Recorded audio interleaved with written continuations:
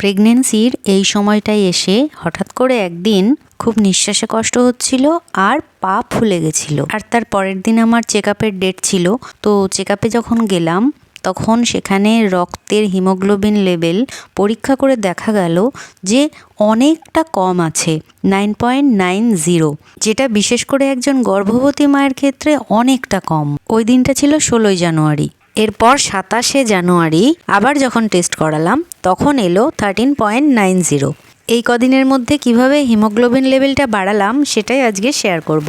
এই সময় খাবারের উপর ভীষণ অরুচি হয়ে যায় আমার, আর বিশেষ করে এই সময় যে সমস্ত খাবারগুলি খাওয়া প্রয়োজন সেগুলি আমি একদমই খেতে পারছিলাম না, আর সেই জন্য হিমোগ্লোবিন এতটা কমে গেছিল। এরপর ডাক্তারবাবুদের পরামর্শ অনুযায়ী সকালবেলা খালি পেটে প্রথমেই খাই ভেজানো ছোলা, তার কিছুক্ষণ পর বাধ্য হয়ে 2টো সেদ্ধ ডিম খেতে হয়, যেটা আমার একদমই অপছন্দ। তারপর জলখাবারে মুসুরির ডাল আর শাক এবং বিট গাজরের একটা ভাজা বা সবজি তো অবশ্যই থাকে, কারণ রক্ত উৎপাদনে বিটের ভূমিকা অনস্বীকার্য। আর সপ্তাহে কোনো দিন কাঁচকলার তরকারিও খাই। আর বড় মাছ না খেলেও সপ্তাহে 2-3 দিন চুনো মাছ আমার দুপুরের খাবারে অবশ্যই থাকে। খাওয়া দাওয়ার কিছুক্ষণ পর বিশেষ করে রক্ত উৎপাদনের জন্য বেদানা তো আবশ্যক।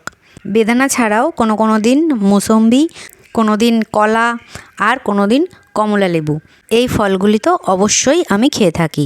নিজের জন্য না হলেও গর্ভস্থ শিশুর কথা ভেবে এগুলি আমাকে খেতেই হয়। আর রাতে মুসুরির ডাল, কোনো দিন ডিম সেদ্ধ, ভাত, আলু ভাজা, আর নয়তো কোনো দিন চুনো মাছের চচ্চড়ি। আর নিরামিষের দিনগুলিতে ডাল, ভাত, কিছু ভাজা এবং সয়াবিন। আর এর সাথেই ডাক্তারবাবুর পরামর্শ মতো আয়রন, ফলিক অ্যাসিডের ওষুধটাও খেতে হয়। এভাবেই এই কয়দিনের মধ্যে 9.90 থেকে 13.9 হিমোগ্লোবিন বাড়াতে পেরেছি।